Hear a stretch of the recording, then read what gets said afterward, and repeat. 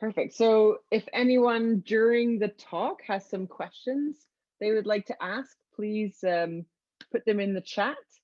We have a few people. So Annie is from the WIS committee on the call. We have Tracy on the call, but she's not feeling her best. She hurt her back, so she's joining us from her bed today. And I'm Lucia from the WIS committee. Hi, everyone.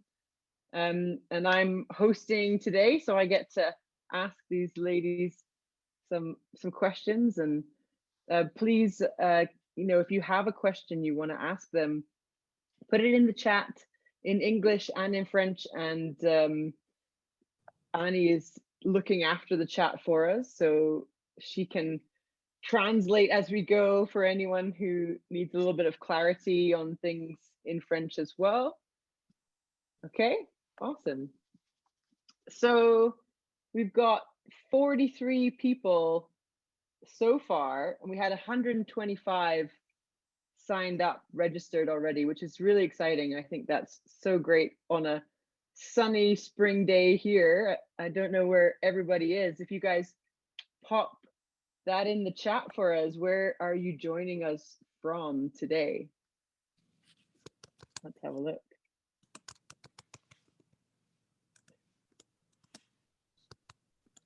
Vancouver, Ottawa, Michelle from Mont Saint Anne, woohoo!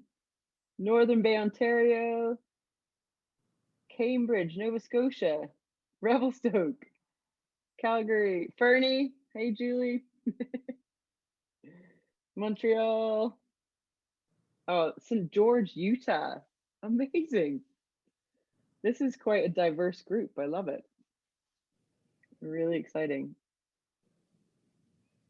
So I'll start by acknowledging today that I'm coming to you here in Fernie from the traditional lands of the Ktunaxa Nation. And as we are coming from all across the country, it's great to acknowledge that many areas across the country as well. So to kick us off here, I'm sure we'll have people join slowly as we go, but let's get started and meet our fantastic women who have volunteered their time to come and talk to us a little bit about their journey and their thoughts on leadership and what it means to be a leader. Even maybe they don't even think of themselves as leaders, but I can surely say they are. And so first of all, the women who are here, give us a little bit of a wave. So Kim and Vicki and Marie-Helene and Wendy Reade. Okay, so I'll start us with, just a little definition of what leadership means, and to me at least. I find it's the art of motivating a group of people to act towards achieving a common goal. And today we get to celebrate this wonderful group of women. So let's start with Kim, yourself. So hi, Kim. Hi, everyone, and thanks, Lucia and the WIS committee for this opportunity. I was quite excited when I did get that email. So yeah, I'll tell you a little bit about myself. I'm originally from New Brunswick, but now the snow school director out here in Wentworth, Nova Scotia. Like probably many of us, started skiing at a young age. And actually skiing's always been my passion, but then I went to a different route and became a golf pro. Went to school as a golf pro and then played on tour over North America and in Europe for quite some time. And then decided that time was enough and came back to this part of Nova Scotia, where I continued as a club pro at a local golf course up here. And I think for most of the golf and the skiing sort of was the perfect combination for seasonal jobs year round. So I hopped on to ski Wentworth, and from there I had a level 1 already, and I worked towards my 2, worked towards my 3.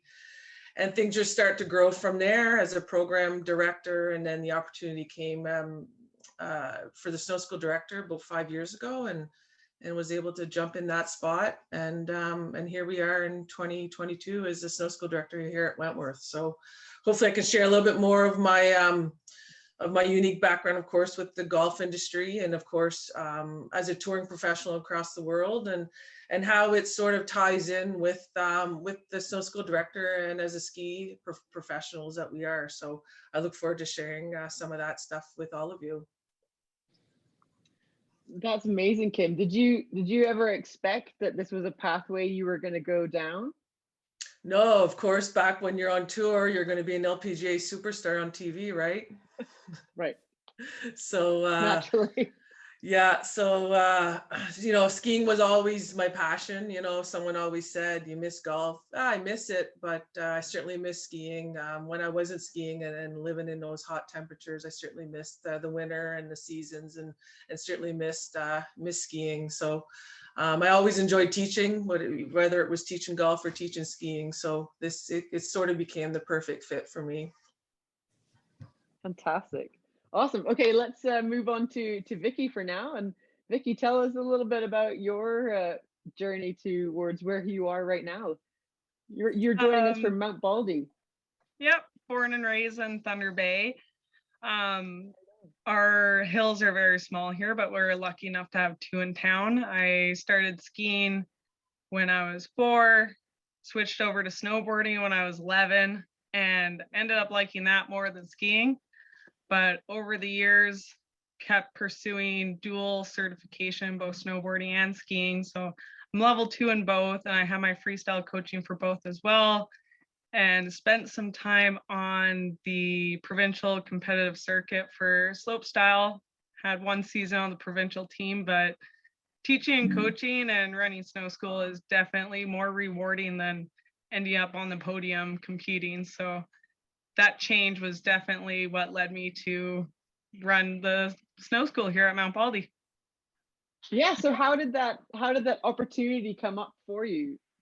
Was it just sort of an organic thing? Somebody asked somebody else, or how did that happen? We got new owners of the ski hill, and I did a season out west at Red Mountain. So I got to work in a really nice snow school, a lot bigger than what I was used to. So when I came back, I was like, okay, we need a little bit more work here. So I just kind of asked the owners, I was like, hey, since I've been in snow school for like 7 years now, do you mind if I take over? And they put their trust in me, and now it's grown a lot, and we're doing very well now. And we've grown. You're just like, hands up, I have some ideas. Yeah. Went from like 7 instructors to 18. So we're on that increase of instructors. So it's really good. That's fabulous. Awesome, Vicki. Cool. And Marie Helene, or MH, I'm allowed to call you, am I? That's amazing. Yes, of course.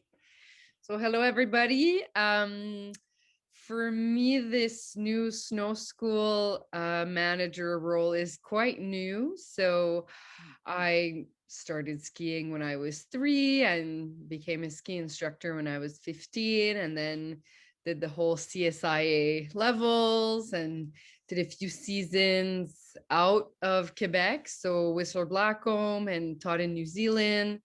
And so that was kind of like on one side, one career, and then on the other side, I'm a sports dietitian, so I worked now with athletes and sort of coach them on how to eat to perform. And that was my business that I was growing, and on the side I was doing some CSIA courses. And just this year an opportunity came to be a snow school manager, and it's quite a big position here at Bromont. We have about 200. How many are in your snow school? Yeah, about 275 instructors, but I'm also in charge of rentals and the shops. So I have about 450 instructors under my supervision, but not a lot of management experience, I must say. So this is all very new. managing that many people versus managing myself as my own sport dietitian business. So yeah, it's quite new and I'm learning lots right now. But yeah, lots of cool things coming up. So I'll just sort of repeat. Oh, I see, Annie, that you have started translating in French. So, salut aux amis du Québec. Alors, c'est un nouveau rôle pour moi à Bromont. Moi qui étais nutritionniste du sport avant, donc il y a une opportunité qui est venue à moi, puis un gros défi, alors je l'ai pris. That's it. Awesome. So great to have you here. And then on the sort of opposite end of the spectrum, little Wendy here, you want to tell us a little bit about how you got into this job? Well, I'm in Fernie now. I've been here 25 years running the snow school here in Fernie, and not a day goes by that I don't think how lucky I am, which is awesome. I moved out to Jasper when I was like 19. I quit college, much to my parents' chagrin, and moved out there to be a ski bum, and did that for a few years. And an opportunity came up to be the co-director there in Jasper with Brian Reade, who is still there at Marmot Basin, and spent 18 years there, and was successful with my level 4 when I was there, and my level 3 coach, and I had got my level 1 snowboard. And Michelle, don't laugh at me, but that was like, and spent a couple of years down in New Zealand at a club field teaching some snowboarding down there and some skiing. And decided, I wanted a little bit of a change. I'd been there, I'd grown up basically in Jasper, and I wanted to experience something different. So moved down here to Fernie, and it was a little bit of an organic transition for sure. Dave Rogers owned the snow school here, and I wanted to come and just, be on snow a little bit more and help him out. And the hill got sold, of course, and we went through some big development, and here we still are. So it's great. So 25 years in Fernie, Wendy, now, hey?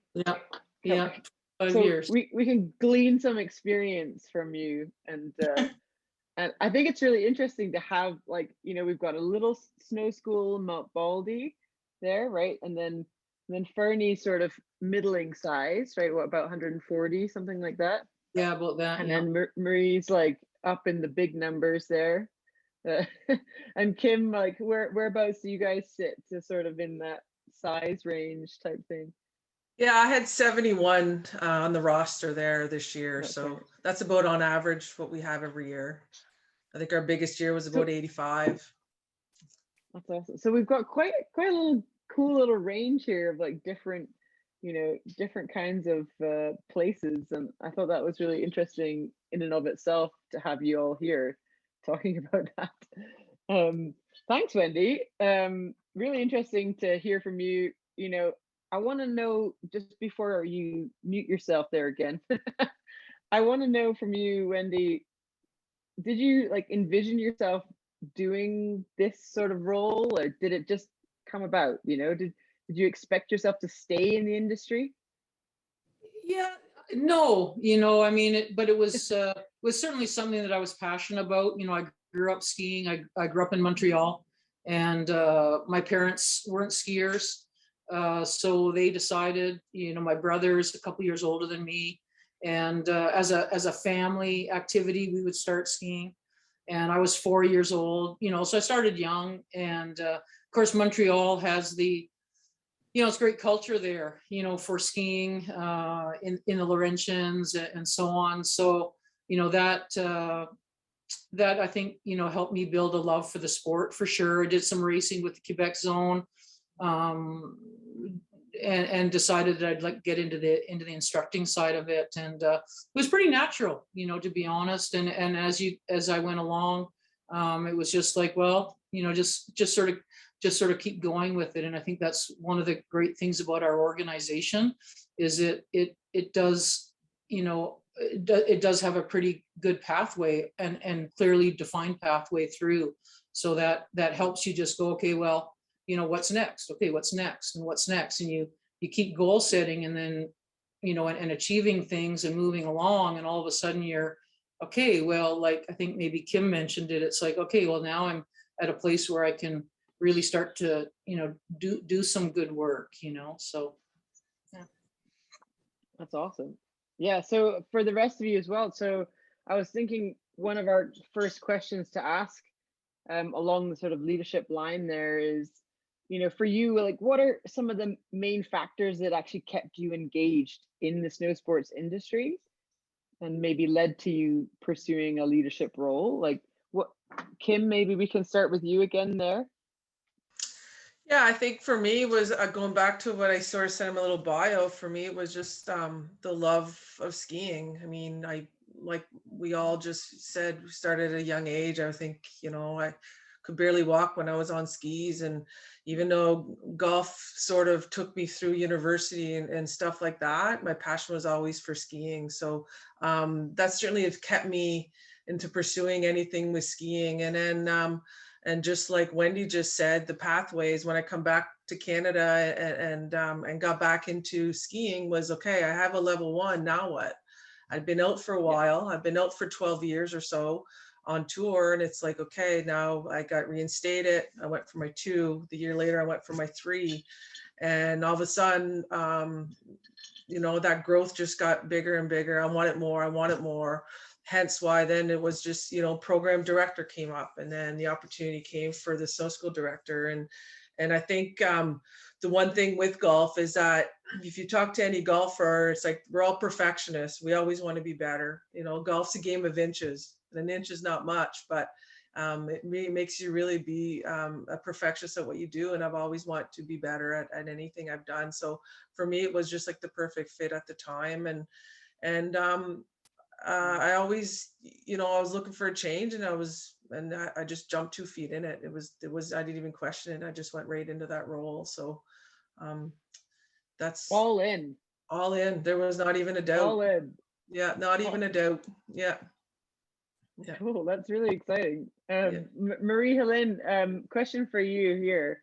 I was curious about like what you thought some of the drivers of your success might have been, you know, as you're going in, maybe not even into this is a new role here for you, but you know, what are some of the things that you think have driven you towards that?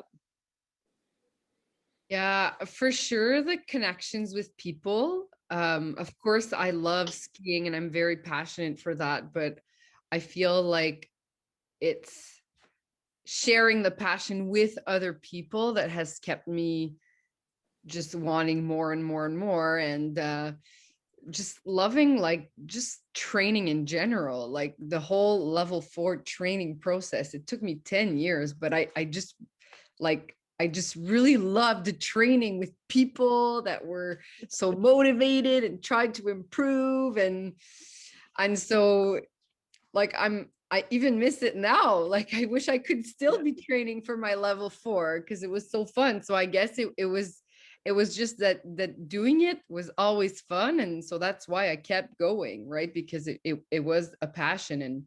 And then eventually level 4 came, and then eventually more course conducting came, but I was not aiming for the carrot. I was just loving the process in general. I think that's a really valuable response. You know, I think I can definitely appreciate that.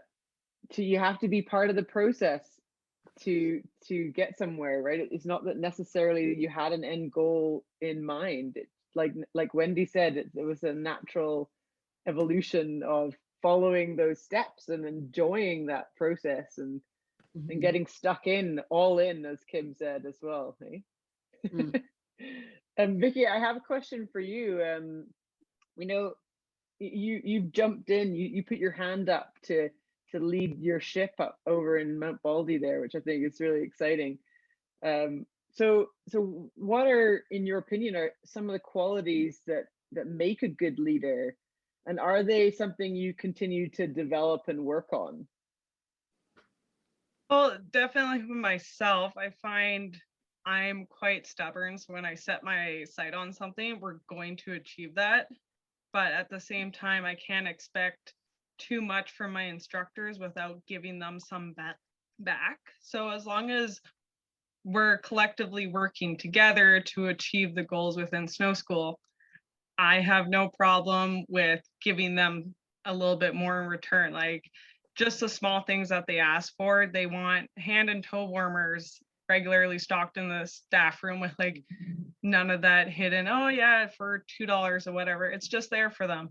Get them their edgy wedgies if they need them. Any extra stuff to help them teach. Like as long as I'm giving them something back for the effort that they're putting in to help me help them achieve our goals, and just always having their backs too. Like there's times where things don't go right, and as long as I'm able to listen to them, have their back and help them along the way, they seem a lot happier than what we've been through before in the past. So I always like to have kind of like a preseason training where we can all dust off the cobwebs and have some fun together. And same with the end of the season, we do a big hike at the end of the year. We play games and we have fun, just to kind of be like, we did it. We all put in all this effort. We did a great job. And now let's have some fun together, because over the winter, we end up turning into a family. Like we're on a small hill together. We're there every weekend together. We get to know each other really well.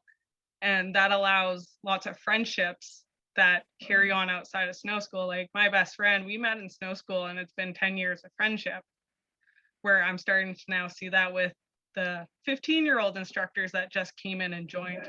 They're building those friendships that they're going to have for a lifetime. So, you know, keeping that balance of, you know, I'm still your boss, we still need to achieve this goal, but let's have fun. And I think that's a really good combination to have. I love that. That's so great. How about yourself, Wendy? Like, what do you look to do as a good leader, and is there something you continue to develop and work on as you go 25 years later? Yeah. You know, I agree with Vicki, you know, having fun and really, you know, respecting the hard work that all of our pros put in. I think that's key. You know, always trying to say thank you. And, you know, just, you know, really being present. And, you know, we have a large group of people, some very experienced people. And I think it's really, you know, really important to be, you know, open and always willing to change, you know, and the last couple of years have certainly taught us that for sure in the business. And, you know, so it takes sort of the, I guess sort of almost the entitlement of being in it for so long. It takes that out, because, you know, anybody who comes in, fresh eyes are an amazing thing to have in the business. And, you know, what are people feeling like? What, you know, how are they going day to day in their job? You know, how can we help them day to day to go out and have the best experience with our guests, because that's really their job. And my job, and well, your job, like, you know, here in Fernie, you know, we're the supporting crew. We're the support crew. You know, we have to support our staff, and so that they can go out without any issues and go out there and do that. So I think, you know, trying to you know, really trust yourself in that, and listen to people, and pay attention to what they're saying, you know. Mm-hmm. Well, that's wonderful. Yeah, similar to what Vicki was saying. Hey, like being there for their needs, and making that a priority. I think that's so great. That motivating factor, and I see you do it every day when I'm out there. So great. Kim, I have a question for you. You know, about resiliency. So sometimes, you know, these pathways are not always super easy. I mean, I know you're like, I was all in all the way. But has that played any part for you along the way? Have you had any moments of failures, or, you know, things didn't go quite so as planned, and they kind of led to some learning opportunities for you? Yeah, for sure. And I think it kind of stems into a few of these questions that you sent out. And I think especially at first in this role, you know, and looking back on some stuff that happened, you know, 5 years ago compared to now, and that's more that managing role. And and I think we can all agree, we have such a diversity of staff, you know, with our youngest now being 14 years old to your oldest, you know, a 7-year-old retired engineer, you know, and then we have everything in between. And that's a tough gig for that snow school director to manage. So I think it was, what I quickly learned was quickly to listen to people, listen what they have to say. Everyone comes from a different path, and everyone has a story. And your first reaction when people are talking to you is to jump right on and say what you have to say. And I've quickly learned to listen, to reach out, and to give people second chances. We don't know their background, especially here in Wentworth. I mean, I got staff that travel from one side of the province to the other to come to work. They travel 300 kilometers to come to work for a weekend. You know, one's coming from the eastern side. Dedication. Yeah, some are coming from close from Cape Breton, some are coming from the south side of Halifax, right? And so there's a very diverse group that we have. And I have a really good example. Actually, I wrote it down because it kind of, when I was reading the questions, was, you know, I think it was my first year in, and I had a full-time girl, young, you know, sort of right out of high school, and it didn't work. It wasn't working with me. It wasn't working with her. It wasn't working with the staff. And we both had agreed that, you know, it's probably best that she would move on and go do something else. And I kind of gave her a little bit of like, hey, maybe you should, you know, in the next thing that you want to do, think about this, think about that. Gave her a few pointers. So fast forward 5 years later, this year, she come knocking on the door and asked, you know, I thought about a lot what you talked to me about 5 years ago. I've grown a lot. I've learned a lot. You know, I'm living on my own. I'd like to second chance, you know, and of course I said, well, okay, I'm willing to do that. And man, am I ever glad I did. I mean, she was my rock star this year, you know, so that was an opportunity for me to learn as well, to give people those second chances, to listen to them and see where they've been and stuff like that. Cause she became our full-time girl, our most requested instructor, our dedicated person. And that was a lesson learned for her, but a lesson learned for myself as well. Oh, that's amazing to hear. Yeah. Yeah. What a good story. I love that. I'd love to ask that question to Helene as well, to MH. You know, like for you, resiliency, you know, have you experienced those moments? And, you know, you say you've been having some learning moments recently. I would be fascinated to hear from you about those. Yeah, for sure. And it's happened quite a lot, either because of injury. I had a huge concussion and was out of work for about a year long. That's one example. Right now, I find I need to be very resilient because, to be very honest, I'm making lots of mistakes right now. I'm using my common sense, but with not a lot of experience. Of course, you're gonna make mistakes, but I think some of the reasons why I am resilient are also reasons why I am a good leader. And I don't try to be a leader, but to me, being a leader is a bit like you said, is how to bring people to trust you, right? And be able to motivate them. And so the first step to that is trusting myself. And I don't know why I have, and I don't want to say this in a bad way, but I find I have a lot of confidence, and I'm not like too confident, but like I have a lot of confidence in myself, and I can't tell you what is the recipe for that, but I trust in my abilities. So because I trust my abilities, I'm not afraid to fail. Because I know that if you fail, well, you just get back up, right? I know I can get back up. So it doesn't matter if you fail, you just get back up and you keep going. And it's the same thing, whether it's in sports or in relationships with people or management skills or whatever.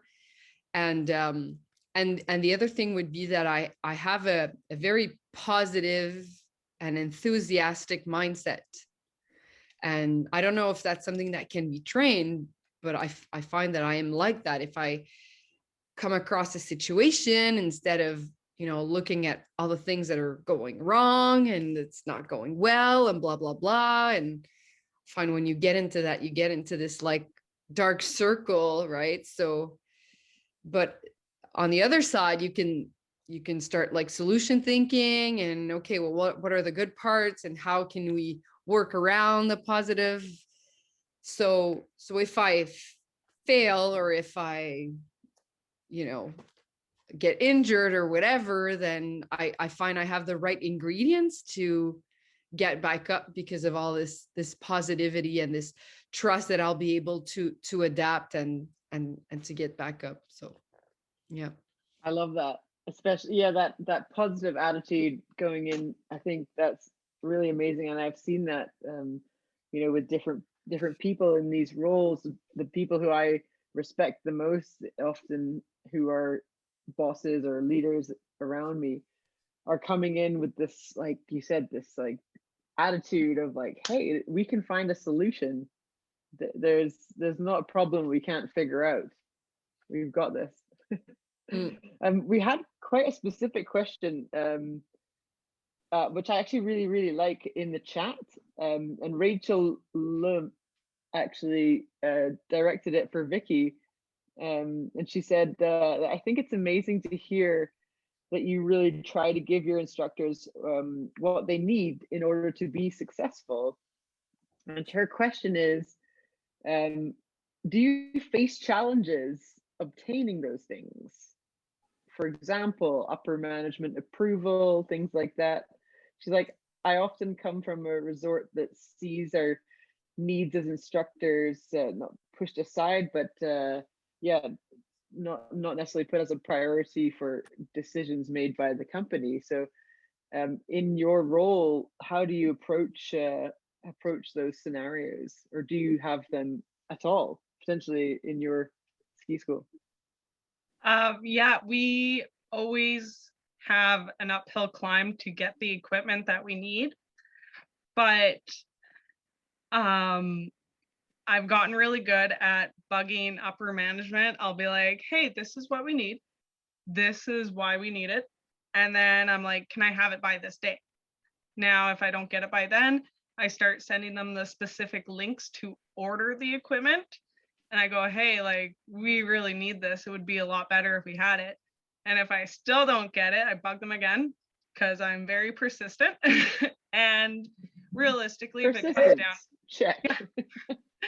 And if I can get it locally in town, I'll just go buy it. And then I put in a reimbursement request to the upper management just to get my money back for putting that into our department. But over the years, it's getting better now because I've built that relation with upper management to be like, you know what, when I do ask for this stuff, there's usually a very good reason behind it. And I'll find the cheapest possible way to get it. Like the edgy wedgies we got this year were like $5 off of Amazon. Half of them broke. But, you know, he only had to spend $50 on us. So he was happy. We were happy until he broke, but we're getting there. Like he's learning that, you know, okay, if they ask, there's a reason. They're doing a good job. So I'm okay with putting this money in. So it took a bit for it to be better, but still I bug until I get it. And if not, I just go get it myself and ask for that reimbursement from them. That's awesome. I love that. Kim, I have a question for you. As a, like, you know, I think you're all trailblazers in this industry. So there's still, you know, definitely many more men in these roles throughout the country, and it's so exciting to have 4 of you all together here today. But so like as a trailblazer, I'm just kind of calling you that, are there times when you second guessed yourself or your skill set because you didn't see many other people around you, or were you always like, no, I'm meant to be here, I've got this? Yeah, I mean, I think we always all second guess ourselves. I think we can all sit there. I think there's always been an instant where even if you're on a course somewhere, that, you know, you're skiing with your colleagues, some friends, and you're second guessing maybe, you know, they're asking you to do a certain skill or certain drill and whatnot, and you're always going to second guess yourself. And again, as a snow school director, even if it's as simple as sending out my weekly emails on Thursdays, right? My only line of communication, sometimes I second guess myself because of the diversity of the group. I'm saying it to lawyers, to retired engineers, to Hall of Famers, to kids. And really, I'm not saying it to the kids, that's going to mom and dad. And I'm always second guessing myself on that sense. And on the other side of it, I mean, I think we are this big group across the country, but on the other hand, it's a small group. And a lot of people outside of the ski industry, which really isn't that big, don't know what we do. They have no idea about the education we all do to get to where we're at. They have no idea or appreciate the time and the effort we've all put to be where we're at, regardless if it's a level 1, a level 3, or a snow school director, or level 4. And it's not quite understood outside of the ski industry. So I mean, my parents don't ski. They have no idea what's a snow school director, Kim. They have no idea what I do for work. They have absolutely no idea. You don't have a real job. I don't have, you just ski. Is that all you do, is you just ski, right? And so absolutely, there's times where I second guess myself. There's, you know, and then you start looking, well, geez, I'm 43 and, you know, and what am I doing, for sure. But then on the other hand, I second guess myself all through my golf career. Like, what am I doing? Like, I just missed 6 cuts in a row. Why am I still going?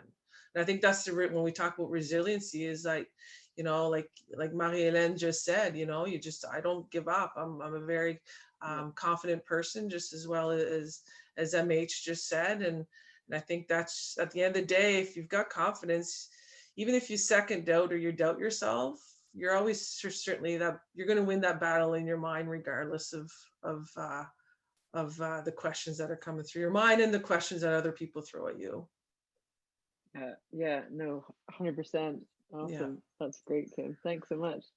I have another question there for Wendy. I was just going to ask you, Wendy, I was talking about, you know, working collaboratively. We've been talking about that, and the value of community. What do you now know that you would tell your younger self about having good people around you, creating community? Did you have any particular mentors along the way that helped to get you along this pathway? Yeah, I mean, there's a lot of mentors out there for sure, you know, in strange places, you know, that you all of a sudden, you know, your intuition is telling you you're searching for something, you don't know what it is, and then you build this relationship with somebody, and all of a sudden it's like, okay, this is actually what I'm looking for. You know, whether it's support or whether it's understanding or a completely different train of thought than what you really have, but you actually need it to, you know, to continue on and do what you're doing. So I found that very interesting, and you just have to sort of follow your instincts a little bit there and go, okay, well, there's a reason why this person is in my life right now, and what's the lesson? What am I going to learn? You know, and I think culturally, you know, building relationships, I think somebody mentioned it a little bit earlier, you know, our whole industry is about our relationships, with our pros, with our guests, with our other managers, with our ski area owners, our operators.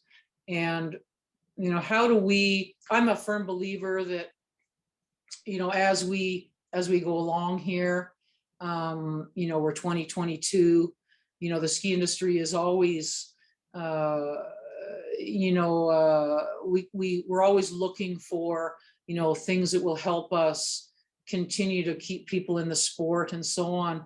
So, you know, so culturally, I think the snow schools have a huge opportunity with our guests, to create that culture of recreation and sport and just outdoor health and wellness. And probably in this decade right now that we're in, because I've been in it for a few decades, but this decade that we're in right now, probably more so than any other decade.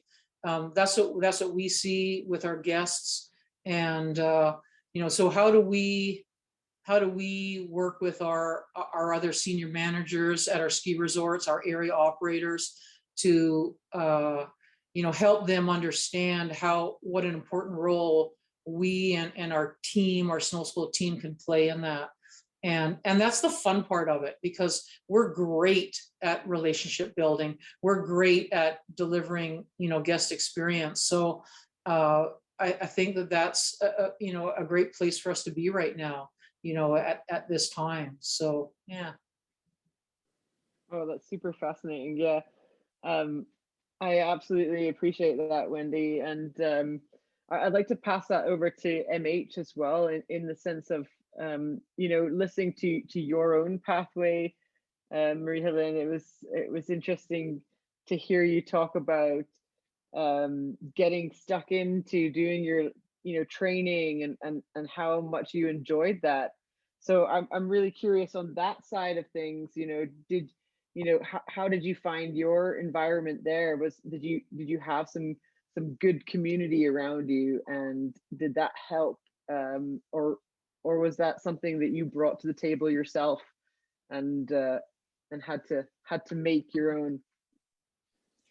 A bit of both, I would say. So when I got my level 3 at that time, I was working at Mount Sutton Ski School in the Eastern Township, and Isabelle Aymon was the snow school manager at the time, and she was very good at finding what people needed to develop and just putting the right resources out there for them, or the right environment.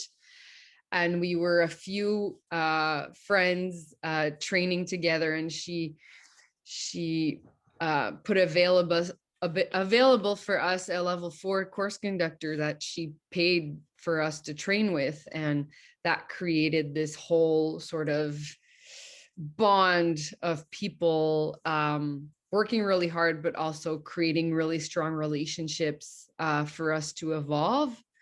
So that really helped. And then when I was working at Whistler Blackcomb, we had kind of the same thing going on, where we had level 4 training. We were always training with the same people every week. So not only does that help with, having good follow-up with the trainer, but it was also all the links and the relationships that you created with people that you could refer to, or you could keep training outside of training and geek out on ski video analysis and all that stuff, right? The stuff that happened at beer time. So again, it's pretty simple, you just put a bunch of people together and make them train, but really all the magic that come around is what make things happen. And then later on, when a few of my friends had stopped, training or either just teaching skiing, I knew that was so important for me that I created my own new circle of friends that I couldn't see as often, but still creating a new group of friends that were doing the same really kind of helped me keep going, because I don't consider myself like having a lot of talent, like ski talent. Like I'm much more of a strong teacher than skier. So having fun training with people around me is also what kept me going, I think. Yeah, it's interesting that you say that. Like, we've been hearing from the coaching world as well. Like, there's a big shift towards understanding the environment, the training environment, or just even that community and culture that we build has a big impact, particularly for women, it seems, in keeping us engaged and wanting to stay involved. And to hear you speak about having a good time and those connections making you continue your path, like there's obviously some some other factors that happen along the way. It's not entirely that. It's not as simple as that, right? But I was just curious for you, Kim, is there anything, do you guys prioritize culture and environment and these training opportunities in your snow school? Are you able to do that? Yeah, and do you see the value in that sort of culture for women? Yeah, absolutely. I see it on both. I see it on the customer side a lot. You know, for example, the women signing up for our adult ski programs on the weekends. You know, the women need to be with their certain friends in order, and that's the only way they're going to ski in the adult programs, if they're with their friends. I also see it on the other side of it with staff. You know, that they all start at the beginning of the year. No one knows each other, and it's kind of fun to watch, because by midwinter, you can see the friendships that are starting to come with, and especially in the female side, you know, the girls, they all start hanging out, they all start skiing together. They finish session on the weekend on Saturdays, and then they continue on and they go ski together in session. I see Karen's on here. She's a good friend of mine and also a staff member, but Karen does a lot of our sessions at Wentworth, and there's this group of girls that will not ski with anyone else but Karen. I mean, these are young kids that are 16, 17, 18. And they just, and if Karen's not there, it's just the sad face is a sad face. So for sure for women, I certainly see that for sure. And it becomes a sense of community for them. You know, on the weekend, it was closing weekend for us here in Nova Scotia. And the beginning of the year, like I said, we're a preseason meeting and everyone's just sitting apart. No one really knows each other. You know, like I said, we come from all over. And by the end of the weekend, everyone's crying because, you know, they're going to be apart now for the next 7 months. And so I think for sure the snow school is with the diverse groups that we do have, it's certainly important to have that sense of community within the snow school. Nice. And how about in Mount Baldy, Vicki? I mean, you guys are a small family anyway, right? So is it something you need to actually watch to see what environment you have? Do you prioritize and build it, or is it just more natural because it's a smaller group, do you think?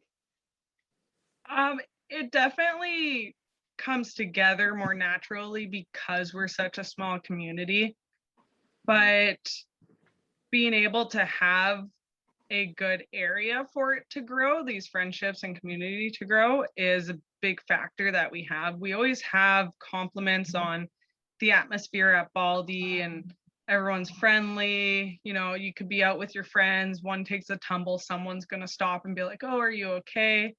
And it's same within our snow school. Like, it's not necessarily we're very structured training peer to peer every day, but you know, we try to close up an hour or two early so then we can all go riding together and go goof off, because you know, we just put all this effort into making sure our customers had fun and enjoyed the place and friends were made. But now it's time for us to go make sure we're doing the same for ourselves. And I think with us being able to do that, we definitely give the right environment for these friendships and community to grow. Absolutely. I love that. I would like to ask you know, a question of Wendy now.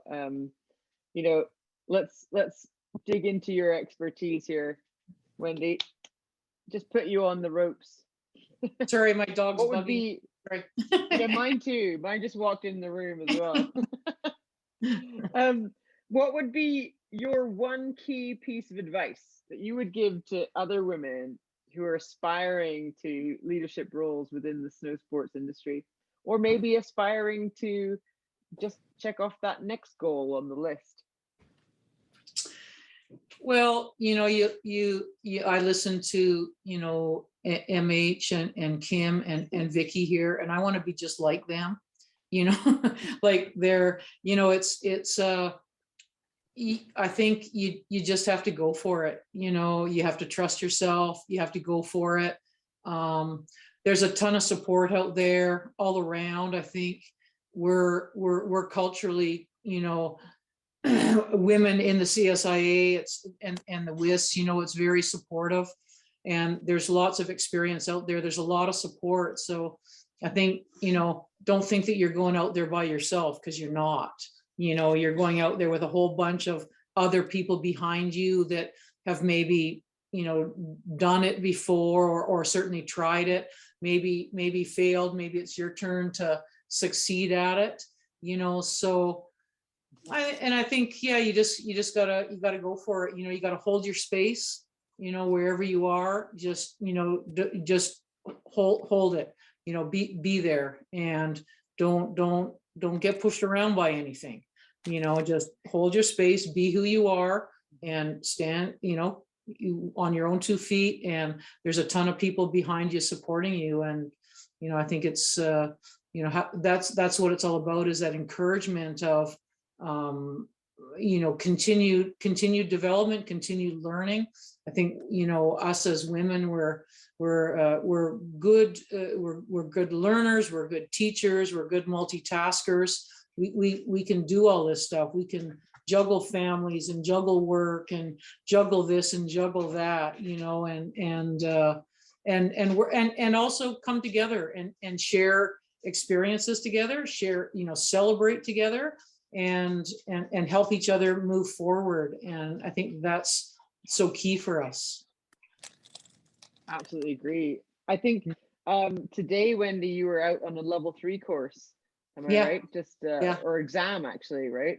Yeah. And I believe you had a successful candidate who had been not struggling, but for 9 years working towards her level 3. Hey. Yeah, and so we had 2 people pass, out of the 5 or 6 that we had on there, different parts. Today was a skiing, and it was a beautiful Fernie day, pretty spring-like out there. But yeah, Anne Marie, she was successful.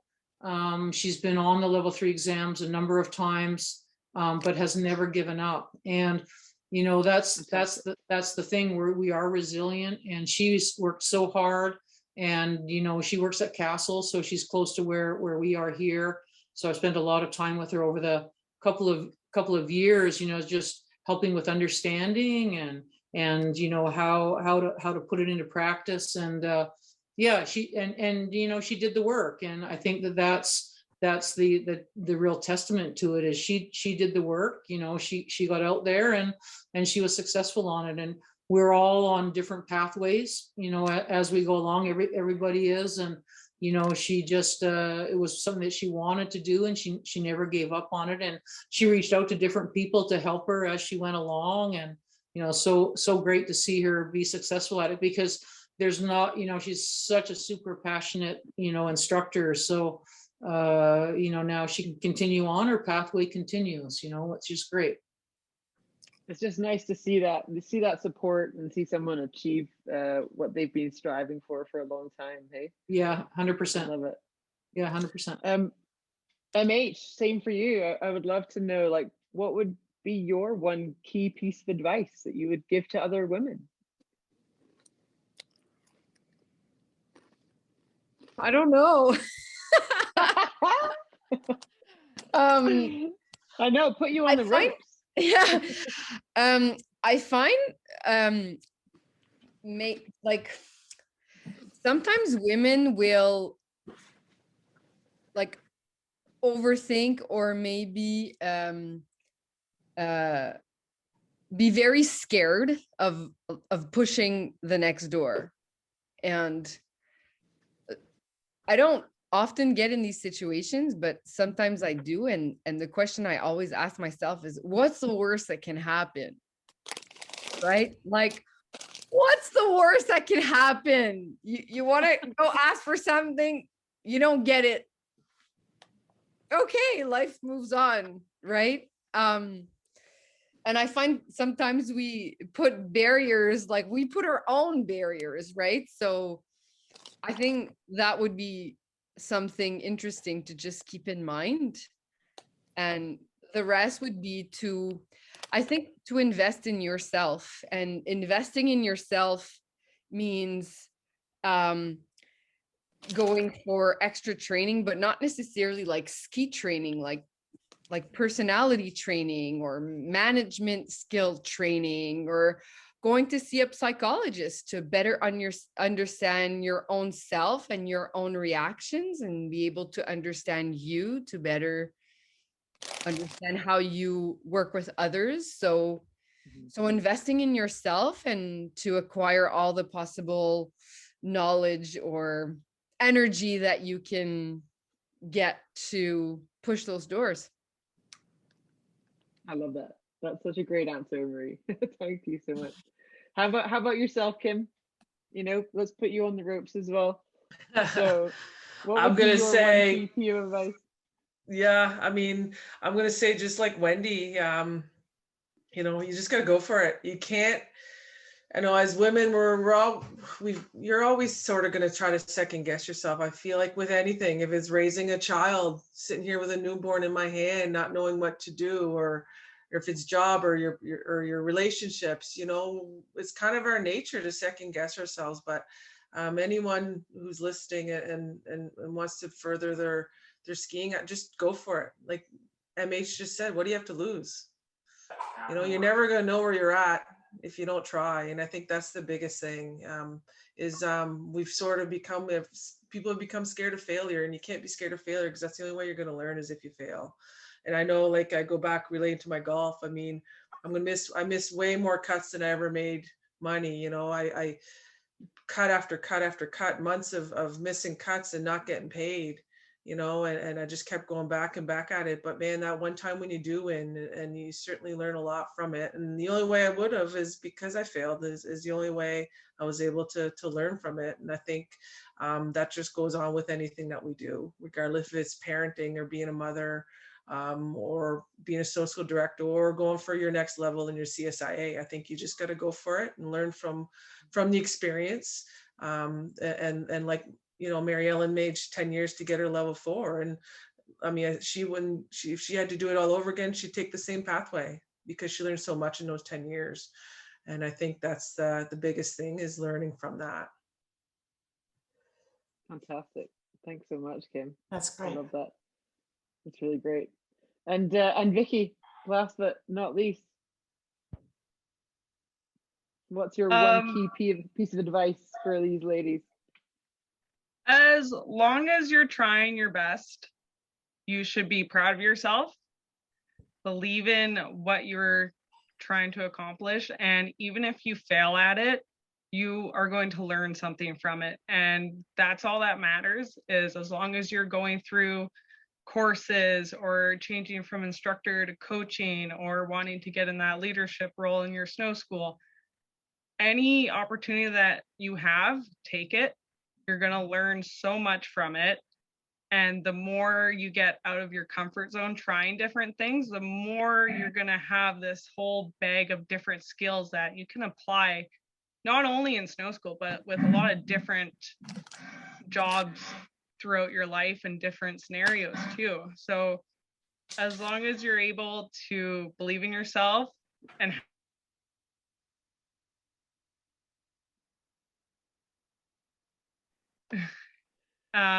Sorry. that's okay.